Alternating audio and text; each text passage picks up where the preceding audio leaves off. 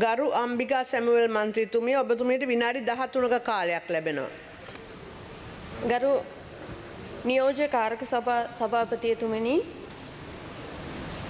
අද දවසේ ජාතික ජනබල වේගයේ 2025 මංගල අයවැයට ඉදිරිපත් කරන දවසේදී මා කතා කරන්න ලැබීම ගැන සතුටු වෙනවා. මෙය පුරවැසි අයවැයක් කීමට කාරණා දෙකක් බලපානවා.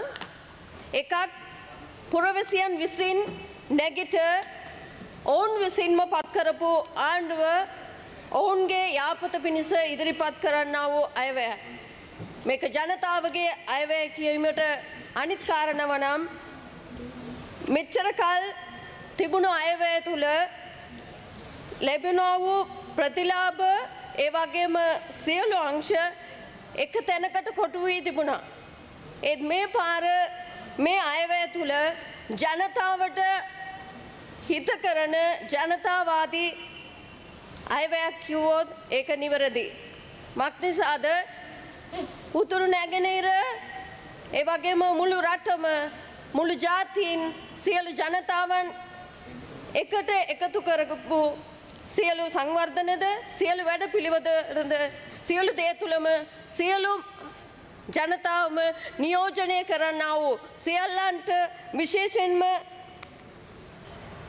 සියලු ජනතාවම සක්‍රිය කරගත්තා වූ දායක කරගත්තා වූ සහභාගී කරගත්තා වූ අයවැයක් හැටියට තමයි මේ අයවැය පත් වෙන්නේ. ඒ වගේම ඒකේ ප්‍රතිලාභය ඒ වර්ධනය සියලු සමාජයට සමාන ලෙස බෙදී යාමක් අපිට දැකිය එක. ඒකේ විශේෂ කාරණා කීපයක්ම තිබෙනවා. ඒ ගැන අපි අවධානය යොමු කරමු. விசேடமாக இந்த வரவு செலவு திட்டமானது ஒரு மாற்றத்தை உருவாக்கக்கூடிய ஒரு மாற்றமான வரவு செலவு திட்டமாகவே கருதப்படுகின்றது. காரணம் இவ்வளவு நாட்கள் முன்வைக்கப்பட்ட வரவு செலவு திட்டத்தை போல் அல்லாது இந்த வரவு செலவு திட்டமானது முழு நாட்டின் மக்களையும் ஒழுங்கு ஒரு குடையின் கீழாக ஒரு தகப்பன் தன் பிள்ளைகளை பார்ப்பது போல எல்லா மக்களையும் ஒன்றிணைத்ததாக வடக்கு கிழக்கு மேற்கு என்று மலையகம் என்று மத்தியம் என்று பார்த்து எல்லா ஜனங்களையும் ஒன்றிணைத்து இவ்வளவு நாட்களாக புறக்கணிக்கப்பட்டிருந்த ஜனத்தையும் ஒன்றிணைத்திருக்கிறது. விசேஷமாக சொல்லப்போனால் இந்த வரவு செலவு திட்டத்தில் பிரதானமாக கவனம் செலுத்தப்பட்டிருப்பது இளைஞர்கள் மற்றும் சிறுவர்களை எடுத்துக்கொண்டால் இந்த வரவு செலவு திட்டத்தினூடாக இளைஞர்களையும் அதே போல சிறுவர்களை மையப்படுத்தி இருப்பதற்கு காரணம் எங்களுடைய இந்த தேசிய மக்கள் சக்தியானது வருங்கால சந்ததியினரையும் எதிர்காலத்தை குறித்து எங்களுடைய நாட்டின் பரம்பரை எங்கள் நாட்டினுடைய எதிர்காலத்தை குறித்து முக்கிய கவனம் செலுத்தியதன் விளைவாக விசேஷமாக கர்ப்பிணி பெண்களுக்கான போசாக்கு உணவு குறித்து சொல்லலாம். அதே போல பாலூட்டும் தாய்மார்களுக்கு பிள்ளைகளுக்கான திரிபோஷ போன்றவற்றிற்காக பண ஒதுக்கீடு செய்யும் பொழுது காரணம் போசாக்கான குழந்தைகள் பிறப்பதினூடாக எதிர்கால சந்ததியினர் போசாக்கான ஒரு பலமான ஒரு சமூகத்தை உருவாக்குவதற்கு அது காரணமாகின்றது. அதே போல சிறுவர் மற்றும் பெண்களுடைய வன்முறைகளை குறித்து வன்முறை தடுப்பதற்காகவும் அதிகப்படியான பணங்கள் ஒதுக்கப்பட்டிருப்பதின் காரணமாக பெண்களும் அதே போல சிறுவர்கள் அதிகப்படியாக துன்புறுத்தல்களுக்கும் அதே போல துஷ்பிரயோகங்களுக்கும் உள்ளாக்கப்படுகின்றார்கள். வன்முறைகளுக்கு உட்படுத்தப்படுகின்ற சமூகமாகவே இந்த சமூகம் காணப்படுகின்ற நிலையிலே இதற்கான பண ஒதுக்கீடானது 120 மில்லியன் ரூபாவை ஒதுக்கி பெண்களை இலக்காக கொண்டு நிகழ்ச்சி நிரல்களுக்காக 720 மில்லியன் ரூபாவை ஒதுக்குவதனூடாக பெண்களை அபிவிருத்தி செய்வதும் அதே போல சிறுவர்களுடைய பாதுகாப்புக்காகவும் முக்கியமான தற்காலத்தில் அத்தியாவசியமாக செய்யப்பட வேண்டியது ஏனென்று சொன்னால் தன்னுடைய வீட்டிலே பாதுகாப்பு இல்லாமல் பிள்ளைகள் காணப்படுகின்ற நிலையிலே இந்த பாதுகாப்பு நிகழ்ச்சிகளுக்காகவும் அதே போல பெண்களை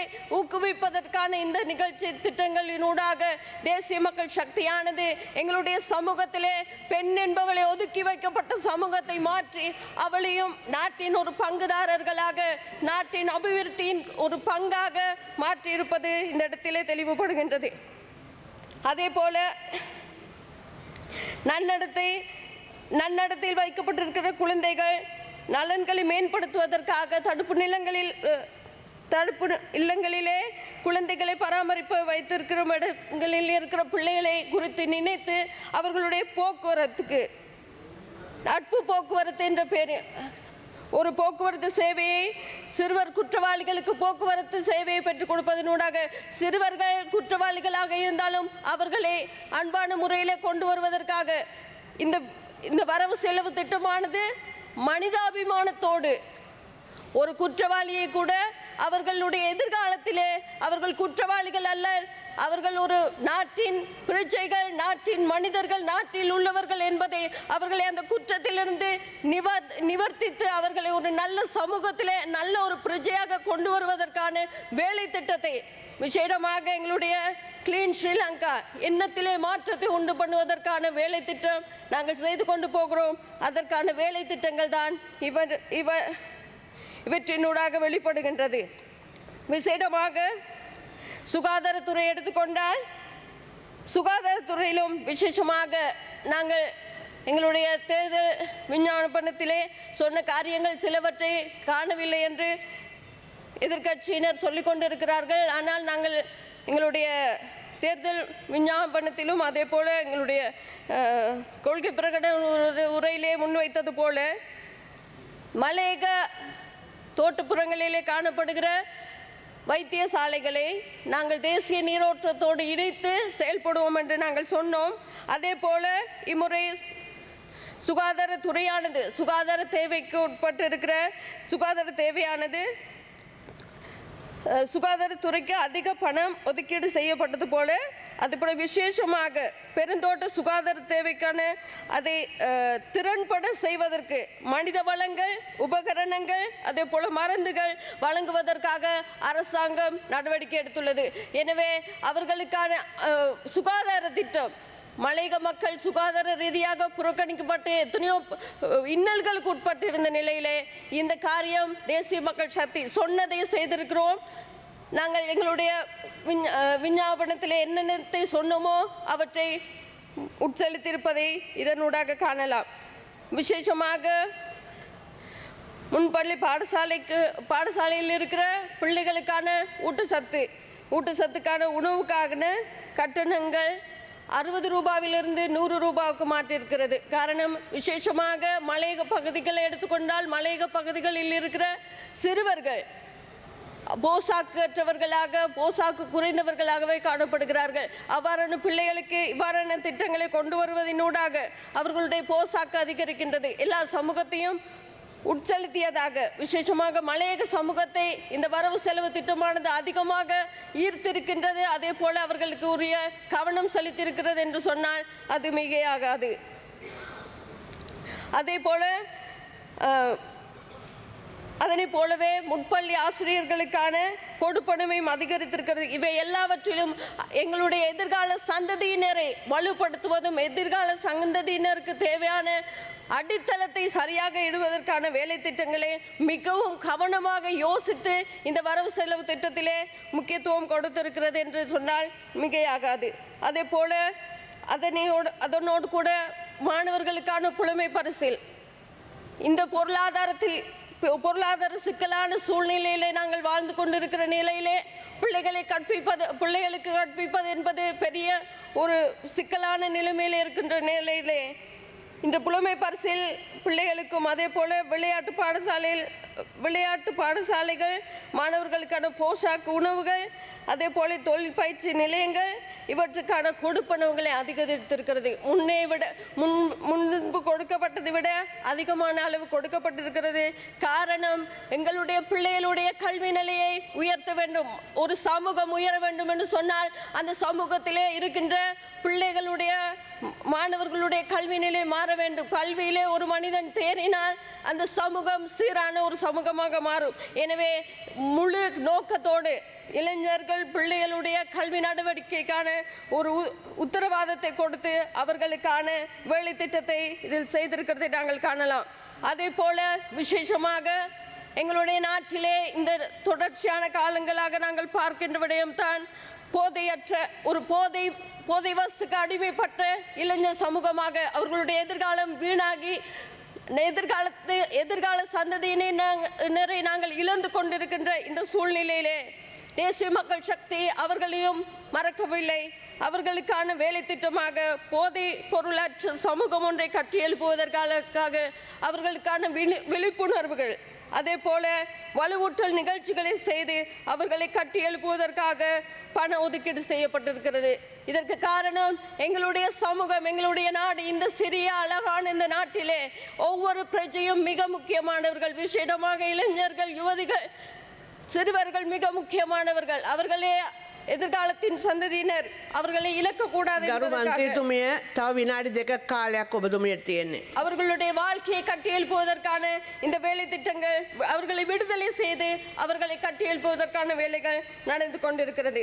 அதே போல விசேடமாக நான் பிரதிநிதித்துவப்படுத்துகின்ற எங்களுடைய மலையக தமிழ் மக்களை குறித்து சொல்வோம் என்று சொன்னால், அவர்களை இந்த வரவு செலவு திட்டத்திலே அதிகப்படியான கவனம் செலுத்தப்பட்டிருக்கின்றது நான் சொன்னேன். அதற்கு காரணம், அவர்களுடைய வாழ்க்கையை மேம்படுத்துவதற்காக இம்முறை வரவு செலவு திட்டத்திலே 7,583 மில்லியன் ரூபாவை ஒதுக்கீடு செய்திருக்கிறது இந்த தேசிய மக்கள் சக்தியானது. விசேடமாக வீடமைப்பு மற்றும் உட்கட்டமைப்பு வசதிக்காக 4,267 மில்லியனையும், இதனூடாக நாங்கள் இப்பொழுது நாங்கள் சொன்னது போல வீடமைப்பு திட்டத்திற்காக இத்தனை வருடங்களாக எத்தனையோ ஆட்சியிலே வரவு செலவு திட்டங்களிலே நிதி ஒதுக்கீடு செய்யப்பட்டிருந்தாலும் அந்த வேலைகள் நடைபெறவில்லை. ஆனால் இன்று வரைக்கும் வருகின்ற காலங்களிலே இதற்கான வேலை திட்டங்களை நாங்கள் ஆரம்பித்து விட்டோம். எனவே மலையகத்தின் மக்களுடைய வீட்டு திட்ட பிரச்சனை, அதே போல அவர்களுடைய நில பிரச்சனைகளுக்கான தீர்வை இந்த தேசிய மக்கள் சக்தி செய்வதற்கான வேலை திட்டங்கள் நடந்து கொண்டிருக்கிறது. அதே போல மலையக தமிழ் இளைஞர்களுக்கான வேலை தொழில் பயிற்சி வழங்குவதற்காக பண ஒதுக்கீடு நடைபெற்று கொண்டிருக்கிறது. காரணம், அவர்கள் என்ன படித்தாலும் படித்து முடித்துவிட்டு வேலை வாய்ப்பு இல்லாதது நிமித்தம் கொழும்பு பகுதிகளுக்கு வந்து வீடுகளிலும் கடைகளிலும் வேலை செய்து கொண்டிருக்கிற கலாச்சாரம் மாறி அவர்களுக்கான சரியான தொழில் பயிற்சிகளை வழங்கி அவர்களையும் உற்பத்தியாளர்களாக உருவாக்குவதற்கான திட்டத்தை தேசிய மக்கள் சக்தி முன்வைத்திருக்கிறது. அதே போல மலையக தமிழ் சமூகத்திலே அவசான் கருமாந்திரி துமிய மற்ற வினாடியாக சபாபதி துமி, அதே போல மலையக பிள்ளைகளுடைய கல்வியை குறித்து அவர்களுடைய தொழில்நுட்ப கல்வியை வளர்ச்சி செய்வதற்காக நாங்கள் ஸ்மார்ட் வகுப்பறைகளை அவர்கள் முன்வைப்பதற்காக அவர்களுக்கு 860 மில்லியன் ரூபாவை ஒதுக்கீடு செய்திருக்கிறது. இவை எல்லாவற்றிலும் இருந்து விளங்குகின்ற காரியம் என்னவென்று சொன்னால், தேசிய மக்கள் சக்தியானது என்னுடைய சமூகத்தையும் அதே போல இந்த வரவு செலவு திட்டமானது எல்லா சமூகத்தையும் உட்படுத்தி இருக்கிறது. விசேடமாக மலையக மக்களுடைய சம்பளத்தை குறித்து கூட அரசாங்கமாக 1,700 ரூபாய் அவர்களுக்கு கொடுக்கப்பட வேண்டும் என்ற உறுதிப்பாட்டோடு இருக்கும் போது நாங்கள் அனைவரும் இலங்கையர்கள் என்ற ரீதியிலே கனகாலமாக இந்த பிரச்சனையை சொல்லிக் கொண்டிருக்கிறனாலே விசேடமாக